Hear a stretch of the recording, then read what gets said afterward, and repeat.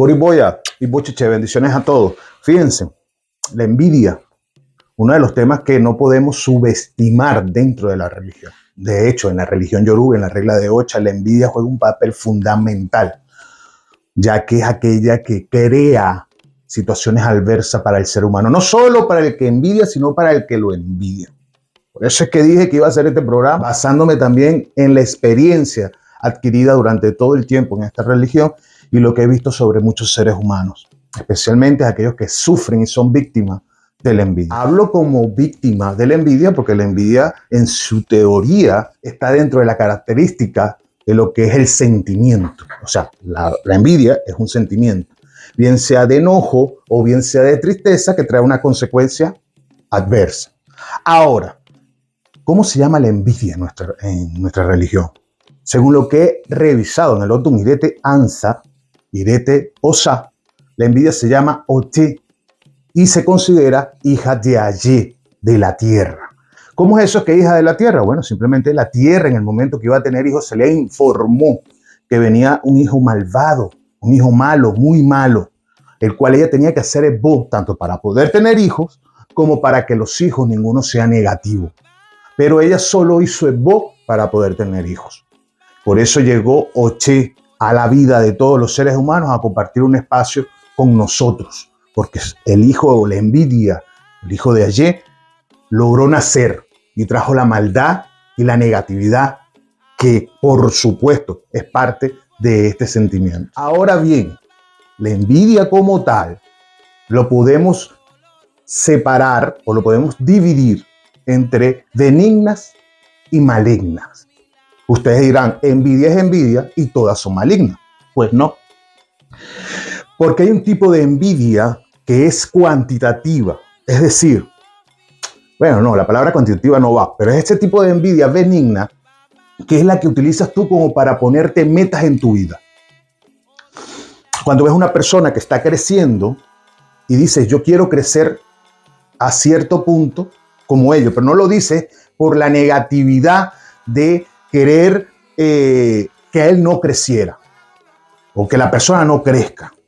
Cuando ves a alguien feliz y tú te dices, yo me merezco también la felicidad, me voy a hacer feliz, voy a aceptar que la felicidad llegue a mi vida. Cuando ves a alguien tranquilo y tú no tienes tranquilidad y dices, yo me merezco la tranquilidad, eso es una envidia benigna. Ahí no hay ningún tipo de problema. El problema llega cuando la envidia va al punto maligno, es donde no es solo ver a una persona que está creciendo, ¿verdad? Y tú lo pones como una meta en tu vida, sino querer que esa persona no crezca y no siga disfrutando del bienestar que su destino y su ori le está proporcionando. Ahí es donde viene la negatividad.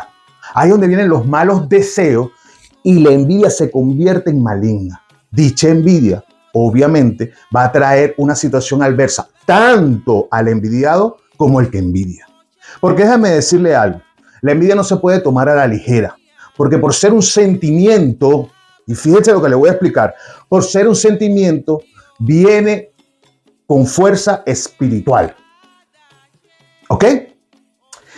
Cuando uno maldice, lo hace con fuerza espiritual y dicha maldición puede tener efecto en la otra parte si solo si su ori lo permite. Y su ori lo puede permitir si solo si la persona no hace bo o tiene alguna deuda. Ahora, la benigna puede terminar siendo maligna si no está dentro de tu destino. Todo tenemos que entender desde un punto de vista que en definitiva, por eso te digo que es malo para el que envidian como el que envidia. Porque si no está en mi destino tener una posición grande en la vida, es porque no la voy a poder manejar o porque va a ser causante de mi muerte. O si no está en mi destino tener hijos, es porque no los voy a saber criar o no los solicité o no voy a poder darle el camino que es y voy a cometer un error que en definitiva me va a traer consecuencias negativas. Entonces, si yo envidio benignamente a alguien sobre las capacidades de alguien que realmente quiero yo esforzarme para poder tenerla sin destruirla de él, pero en mi destino no está eso que él está consiguiendo, créanme que se convierte automáticamente en negativa. Si yo le deseo el mal a alguien, yo me siento y te deseo el mal a ti. Pero tu Ori sabe que es injusto lo que se está haciendo, automáticamente la negatividad va sobre mí. Esto nos lleva a nosotros una profunda reflexión y vamos a hablar de unas historias donde nosotros tenemos que analizar realmente qué pasos debemos dar para alcanzar dicha posición que quieres alcanzar. Obvio, no es copiar ni querer llegar antes de tiempo, es llegar cuando se tiene que llegar, cumpliendo un proceso en tu vida. La envidia muchas veces nos lleva a nosotros, porque ningún ser humano está exento de sufrir de este mal. Muchas veces nos lleva a nosotros a querer compararnos y medirnos ante alguien, sin darnos cuenta que cada uno estamos dotados por la bendición de Olodumare, por nuestro propio Ori y por nuestro propio destino. Y cuando queremos compararnos, van a haber dos factores que van a activarse negativamente en tu vida, que es la frustración y el sufrimiento, que a su vez va a crear rabia e intranquilidad y desasosiego, llevándote a un estado alterado de tu propia conciencia, lo cual te ciega y te hace generar problemas adversos a la persona. Todos en determinado momento lo vivimos. Ahora, la envidia también te puede llevar a violar tabúes en tu vida que no son tabú de otra persona, no son ego para la otra persona. Porque tú puedes tener tabú en tu vida que desconoces, pero esa persona no, para la otra persona que tú estás envidiando, no son tabú. Pero como tú estás en la carrera de querer ser mejor o que sea menos que tú, porque en realidad lo que tú quieres no es ser mejor. El envidioso normalmente no quiere ser mejor, quiere que el otro sea peor. Hay un dicho en nuestra regla, de hecho, sacarse un ojo para ver el otro ciego.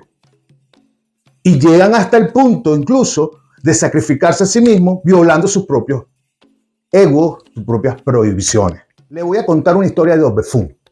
Es la historia de Ami y Agungwa. Ami y Agungwa eran dos amigos inseparables. De hecho, desde la niñez tenían las mismas metas. El asunto es que tú puedes tener muchos sueños, pero si no luchas por ellos como debe ser, nunca se te van a hacer realidad. Y cuando crecieron, se vieron en extrema pobreza. Todo les salía absolutamente mal. No tenían economía, no tenían los frutos que ellos pensaron que a esa edad ya iban a tener. Y por ello fueron a indagación. Cuando llegaron a indagación, a ambos se les fue visto Obe Ofun, donde el Agwo le dice que lo más importante en el ser humano es tener paciencia y no tener impulsos a hacer las cosas porque los demás las hacen, y saber agradecer lo que tiene poco a poco, paulatinamente. Pero también le dijo que si ustedes los que estaban buscando era riqueza rápida, por decirlo de una forma, tenían que hacer sacrificio de 9 ratas a Eshu. Pero el asunto era que ese sacrificio lo tenían que hacer paulatinamente, es decir, hacerlo 9 días consecutivos. Ellos salieron de la consulta y obviamente Agungwa estaba totalmente convencido de que iba a ser el esbo, que ya que le tocaba perder, si todo lo que había hecho lo había perdido, le iba a cazar su rata, iba a buscar su rata, iba a hacer el esbo con hecho, mientras que a mí dijo que le parecía una total ridiculez lo que el abuelo le había dicho. Como una persona que no tiene dinero, como una persona que viene a buscar ayuda para crecer, va a dar 9 ratas a Eshu. Que eso le pareció una total locura. Pues bueno, su amigo Agungwa se lo respetó. A mí por su parte se fue por su lado. Agungwa se fue a buscar las ratas. De hecho consiguió la primera el primer día. Y fue justamente donde estaba Eshu, donde estaba el santuario de Eshu. Él le entregó como sacrificio la rata a Eshu y hizo su solicitud. Obviamente le pidió a Eshu tener estabilidad, tener economía, pero lo hizo muy respetuosamente. Una vez que terminó sus plegarias, él se levanta y se retira. En lo que se está retirando, escucha que lo llaman. Al llamarlo, inmediatamente voltea y ve que es Eschu, que viene con una bolsa con 20.000 cauries. Cauries son caracoles, que en ese momento era la moneda que se utilizaba para la época. Agunwa se puso muy contento, ya que su sacrificio había valido la pena, y se llevó sus cauries para su casa. Al día siguiente no falló para hacer el sacrificio. Fue de nuevo con el mismo respeto, con la misma actitud, la misma positividad, como Ifá le había indicado, y habló con Eschu, entregándole de nuevo otra rata. Cuando se iba a retirar, escuchó el mismo llamado, y no era más que Eschu, que venía con una bolsa con 20.000 cauries más, y se lo pone en su cabeza suavemente. Y él se va con su bolsa de dinero. Así lo realizó durante 9 días. En total, tenía 180.000 cauries, que era una cantidad bastante grande para ese momento, con lo cual estuvo estabilidad, firmeza, con lo cual incluso se hizo famoso. Esposa, longevidad no, pues en este caso, estabilidad y todo lo económico que necesitaba. Ami se entera de que su amigo tiene muy buena posición de la noche a la mañana, porque fueron solo 9 días. Y él va a visitarlo y le dice, ¿cómo hiciste para tener todo esto? ¿Y por qué no me dijiste? Y él le responde, a mí, ¿cómo que no te dije? Yo lo único que hice fue seguir el consejo de Ifá. Ifá nos indicó que teníamos que hacer, si queríamos dinero ahorita, primero tener paciencia, y si teníamos que querer dinero ahorita, teníamos que hacer el sacrificio durante 9 días consecutivos. A mí se le queda viendo, pero se queda viendo toda la casa y todo lo que está. Ah, sí, está bien, pero te dio todo este dinero. Sí, y él hablaba, sí, fueron 9 días. En total fueron 180.000 cauries. ¿Cuánto? 180.000 cauries. Ah, ok. Perfecto. Anda a hacer tu sacrificio, lleva la primera rata. Sí, está bien. Se va a mí. A mí llega y busca no una rata, sino que él dice que él va a dar de una vez sus 9 ratas para que se les sea entregado de una buena vez los 180.000 cauries. Él no iba a hacerlo paulatinamente, simplemente iba a llevar las 9 ratas a Eschu. Vino, buscó las 9 ratas, se fue a donde Eschu, le entregó las 9 ratas a Eschu y le dijo, bueno, aquí te traigo las 9 ratas, yo espero mi dinero y obviamente si no me lo da eres tú el que vas a quedar mal. Y se da la espalda, se da la vuelta y se va. Pero escucha que lo llaman. Y efectivamente era Eschu, que venía con los 180.000 cauries. Se imaginan la bolsota grande. Cuando él ve que viene Eschu con los 180.000 cauries, él se pone contento. A mí, o sea, lo que él pidió se le cumplió. Pero Eschu no se la puso suavemente. Eschu agarró la bolsa y se la tiró en la cabeza. Estoy pagando su recompensa, efectivamente. A mí cuando le pega esa bolsa en la cabeza, lo primero que cae es desmayado, pero la bolsa de cauries le cayó sobre la cara. Y eso paulatinamente lo fue ahogando. A la final, o en definitiva, a mí murió. Ya todas las conclusiones de este otro. Quédate conmigo, que hay más historias. Soy Carlos Pérez, holo patalao chanicua, bueno rumiroso fun y fecha bio monto.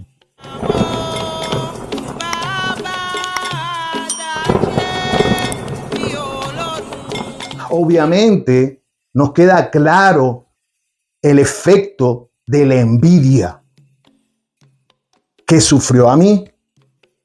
Pero aparte, la codicia lo llevó a romper procesos que él tuvo que haber respetado. Pero la envidia de tener todo lo que su amigo obtuvo paulatinamente, con paciencia, con serenidad, con inteligencia, con fe, con buen trato hacia Eschu, él quería que fuese tan igual como él, pero inmediatamente. Por eso él pensó que solamente cumpliendo con el esbú, de una manera grosera o tosca como lo hizo, podía adquirir los beneficios de Eschu. Y sí lo adquirió, pero fueron los causantes de su propia muerte. Es donde podemos también observar que la envidia te puede llevar, como te dije al comienzo, a violar todo tipo de proceso en tu vida para poder alcanzar la posición que tiene el otro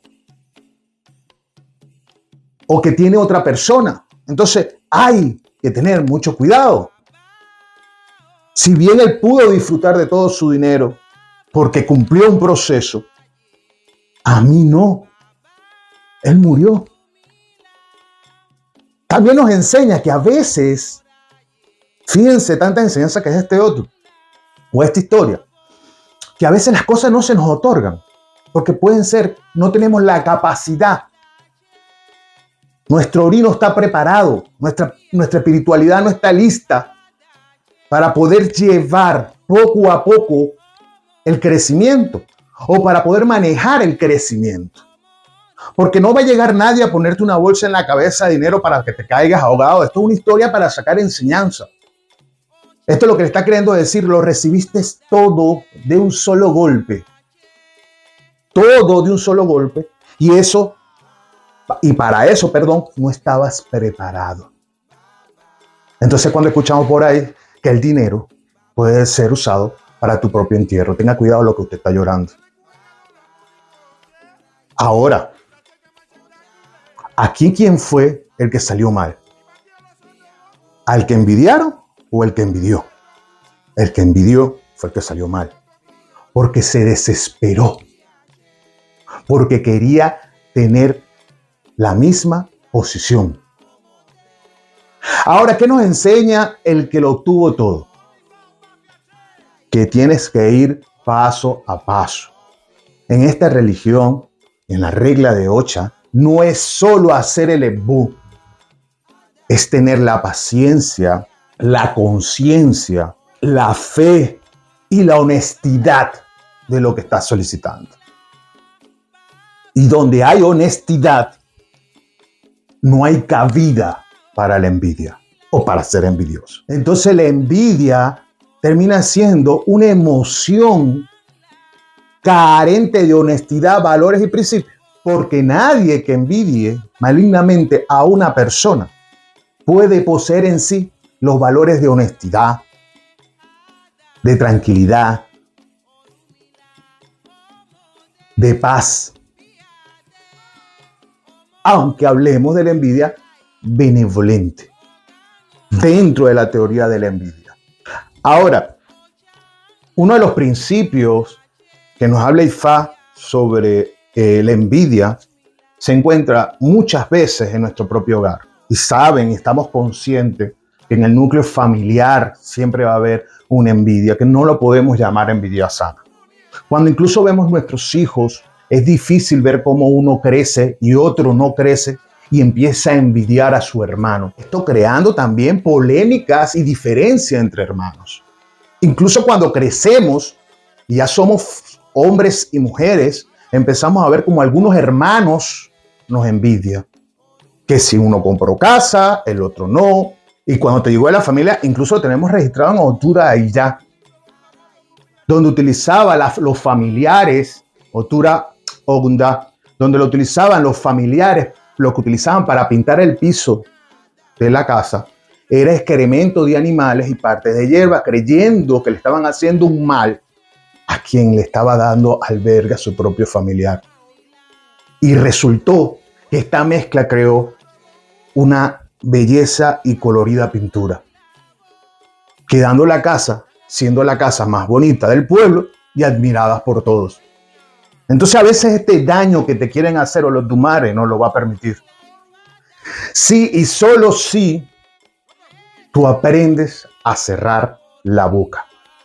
Porque a veces somos culpables nosotros mismos de esta envidia, de la manera de cómo decimos y proyectamos hacia el mundo.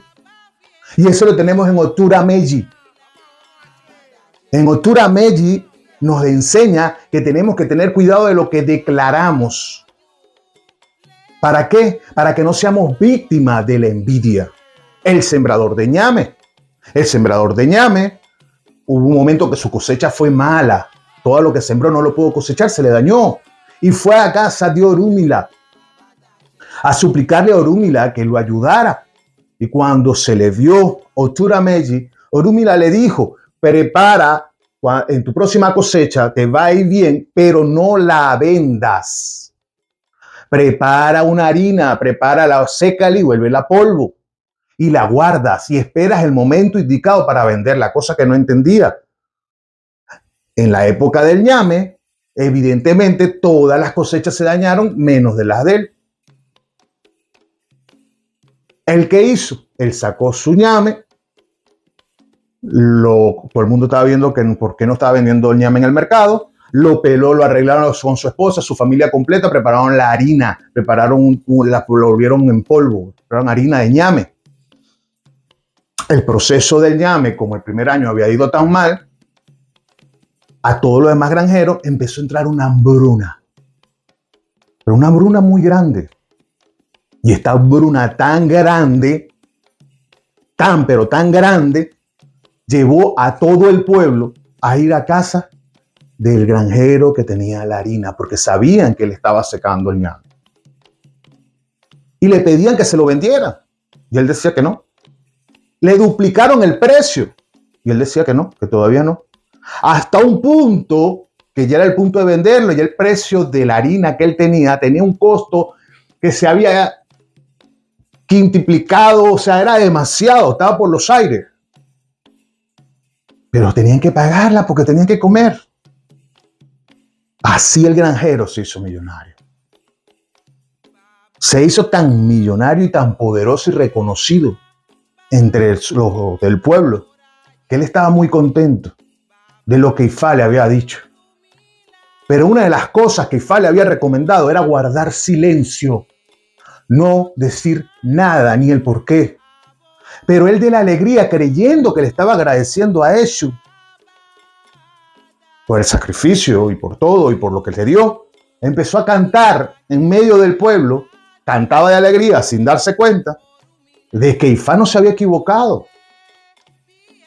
Que Ifá le había dicho que todas las demás siembras iban a estar mal y por eso él pudo secar el ñame y por eso él tenía bastante harina de este ñame y por eso él tenía estabilidad. Obviamente todo el mundo observó, escuchó las declaraciones y la forma como lo decía y le cayó mal a los grandes sembradores. Pues lo sintieron como un insulto. Entonces estos grandes sembradores empezaron a conspirar. No, empezaron a decirle, se está burlando de nosotros, está usándonos a nosotros, vamos a empezar, ¿qué? Para ir a casa de él, quemarle la casa.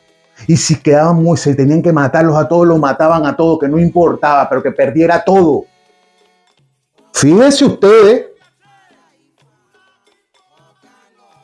lo que estaban buscando. Obviamente, dijeron, vamos a esperar 5 días y en el 5.º día vamos y hacemos eso. Entonces planificaron todo durante 5 días. El 5.º día, cuando fueron a llegar, ¿qué se encontraron? Encontraron fue a Eshu, que previamente había ido donde el granjero a decirle, cometiste un error. Cometiste un grave error. Se te dijo y se te dejó claro que no podía decir nada y te vengo a avisar porque tú me diste a mí un acucú. Ahora voy a ver cómo te ayudo, pero tienes que ir al mismo lugar y decir estas declaraciones. Usted sabe que hay gente que quiere hacerle daño y que tiene una lista de toda esta gente y esa lista se la vas a llevar a Olofin por la maldad y el daño que te quieren hacer. Dicho y hecho, él se fue hacia la misma esquina y gritó a los 4 vientos. Sé que me quieren hacer daño, fulanito, menganito, pensejo, todos los nombró, pero voy a ir con esta lista a la casa de Olofin para que haga cumplir las leyes. Si algo me llegase a pasar. Y se retiró. Pero Eshu apareció de repente y le dijo, ¿ustedes escucharon eso, no? Ni se les ocurra a todos ustedes tocarlo, porque yo no lo voy a permitir. Y segundo, están todos sus nombres que van a ser entregados por Olofin por mi propia mano. Ustedes deciden. ¿Qué hicieron ellos? Tuvieron que echar para atrás la forma como iban a actuar. Entonces la envidia pudo haber sido el causante de la muerte de toda esa gente. Por eso que también la culpa de la envidia es tuya. Hay que guardar silencio. En los mejores momentos hay que guardar silencio. Al que está pasando trabajo no hay que decir nada ni restregárselo. Si lo quieres ayudar, ayuda. Si no, cállate la boca. Para que no seas víctima de la ira, de ese sentimiento negativo de que la persona tiene, porque eso es la envidia, de no poder alcanzar tu posición o de querer lo que tú tienes a toda costa y de todas formas. ¿Cuántas veces no han visto ustedes casos negativos que han sucedido por la envidia? Y todo esto es contrarrestado por Ifá. Todo esto es contrarrestado por el Ebó. Todo. Porque déjeme decirle, una cosa es que te hagan una brujería y te la tiren encima para matarte o para que te vaya mal. Y otra cosa es que esta mano que está aquí vaya directo a tu familia, vaya directo hacia ti, que haya un ataque directo hacia ti. ¿Crees que Ifá no responde por ello? ¿O es chusta de adorno? Por eso es que es importante evitar cuando Ifá, cuando nuestros Ori, cuando los orichas nos ayudan a conseguir el verdadero camino, porque no son caminos mágicos. O sea, ustedes no vieron que con una varita mágica le puso 50,000 ñames ahí. Es otra cosa que se tiene que sacar de la cabeza, ¿no? Él tuvo que hacer un proceso, que fue un consejo que se le otorgó. ¿Por qué? Porque hizo Ebó. Ahí tenemos otro caso. En Oturafún hay una historia que también habla de la envidia, que es de un personaje que se llama Meji. Este personaje trabajaba en un sembradío, recogiendo fruta igual que todas las demás. El problema es que cuando ella recogía la fruta, nunca conseguía. Cuando iba a buscar, nunca conseguía. Y siempre le iba mal. Y sus amigas siempre venían con sus manos llenas. De hecho, hubo un día que solo recogió una y sus amigas tenían más de 20 frutas. Y se reían. ¿Qué vas a hacer tú con una sola? ¿Qué vas a hacer tú con una sola? Vergüenza te tiene que dar enseñar si quieres esa fruta. Y ella, caja y baja, iba caminando para su casa, triste por lo que le había sucedido, y tenía que pasar por un río, un puentecito. Pasando por el puente se le cae la fruta. Al caerse la única fruta que tenía, se lanzó al agua, al río. Pero el río la arrastró y todos la veían y nadie la ayudaba. Nadie. Hasta que llegó con la corriente, llegó hasta otro pueblo. En ese pueblo, los pobladores sí la agarraron y la sacaron. Y le preguntaron qué hacía ella ahí. Ella le cuenta la situación, que estaba distraída porque estaba muy triste, porque ella no tenía suerte, ella no lograba la misma suerte de los demás y como se burlaban de ella. Bueno, la gente del pueblo mandaron a buscar 3 tinajas y le dieron las 3 tinajas. Te vamos a dar estas 3 tinajas. Pero eso sí, cuando llegas a tu casa es que las vas a partir. Tal cual lo hizo. Cuando partió la primera tinaja, ¿qué salió? Piedras preciosas. Cuando partió la segunda tinaja, caurié, llena de caurié. Cuando partió la tercera tinaja, llena de oro. Y se volvió inmensamente rica, pero ella de corazón agarró el contenido de la mitad del contenido de cada tinaja y fue donde estaban sus amigas. Y le dice, mira, le contó lo que pasó. Ah, estás viva, sí, pero mire lo que traigo aquí para ustedes, para ti, amiga. La amiga dice, no, gracias. Yo no quiero eso. ¿Cómo conseguiste eso? ¿Tú te acuerdas que yo caí en el río? Y entonces el río me llevó hasta un pueblecito y en ese pueblo yo le dije lo que me pasaba y bueno, me dieron las tinajitas y yo venía compartiendo. Yo no quiero nada, gracias.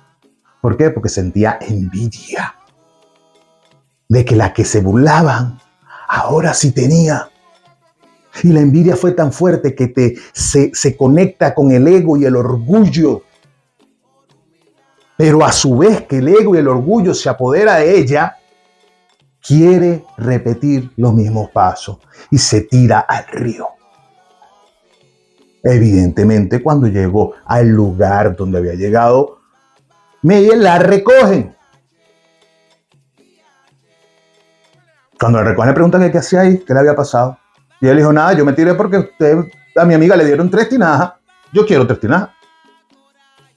Ellos se quedaron viendo la actitud que tenía dicha mujer la envidia que tenía dicha mujer y el egocentrismo y el egoísmo que tenía esa mujer, o sea, la negatividad. Y le dieron 3 tinajas. Tome las 3 tinajas, pero la abre en su casa. Se fue con sus 3 tinajas. Cuando partió la primera había alacranes. Cuando partió la segunda, los alacranes la picaron. Cuando partió la segunda había avispa. Y cuando partió la tercera, ya había serpiente. Que la mordieron y murió. En consecuencia, ¿qué? Que muchas veces envidiamos la suerte de otras personas. O podemos envidiar la suerte de otra persona. Y como les conté anteriormente, puede ser causante de tu muerte. Uno en la vida tiene que aceptar lo que el destino le corresponde, lo que tu ori te otorga. Pero es muy fácil decirte todo esto. Te dije varios otros, pero mira, esto existe en infinitas cantidades de otros. Pero ahora, ¿cómo yo puedo contrarrestar la envidia? Pues tú te preguntarás eso. Primero, hacer tus esboces correspondientes. Segundo, hacer el esbozo conductual, cerrar la boca, evitar, tener la capacidad de alegrarte por el bienestar del otro o de la otra para que no tengas consecuencias negativas. Si tú no te alegras del bienestar ante los ojos de Olofin, de Olotumare, estás siendo una mala persona y estás desviando tu destino. Y quinto, en Obekana hay un esbo que podemos variarlo, te lo voy a dar, que lo pueden hacer muchos. Si estás viviendo situaciones adversas, primero, hecho es clave. Si estás viviendo situaciones adversas en este momento y sientes que es por culpa de la envidia y reconoces a las personas que te envidian, pero tienes que tener sumo cuidado y tienes que saber muy bien. Por eso a mí no me gusta dar esbo por aquí, pero este lo voy a dar, porque este no. El religioso obviamente lo va a preguntar a su oráculo, a su debido oráculo, si puede hacer dicho esbo. Pero hay personas que le hacen la guerra a la otra. Busca una hoja de tuna. Aquí te dejo la imagen de lo que es la tuna. En esa hoja de tuna vas a agarrar en un papel, vas a anotar los nombres. Vas a comprar 3 gio, 3 pollitos. Si eres religioso y tienes la potestad para hacer esto, si no tienes consagración, sino que lo que tienes es el Eguao, Manorula, Eshu y estas cosas, no puedes darle los 3 pollitos. Eso es costumbre religiosa. Si su padrino, o pregúntele a su padrino si le puede hacer el esbo.